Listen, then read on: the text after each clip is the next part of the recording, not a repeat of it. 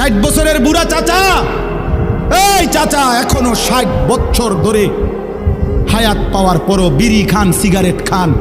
এই বিড়িওয়ালা মুখ নিয়ে কোন লজ্জায় নবীজির সামনে দাঁড়াবেন? এই বুড়া, মনে রাখো তুমি, আমার নাম আনিসুর রহমান। আমি যদি আর কোনোদিন নাও আসি, একদিনই বলে গেলাম, একদিনই বলে গেলাম।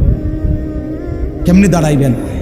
60 বছর বয়সেও বিড়ি খানা ছাড়তেন না, বুড়া হইয়া বাঁকা হইয়া গেলেন, শরীরের গিরাগাড়ি জোরাজারি সব ছেড়ে দিছে। অন টেলিভিশন চান, এখনো চা দোকানে বইয়া বেড়ি চান।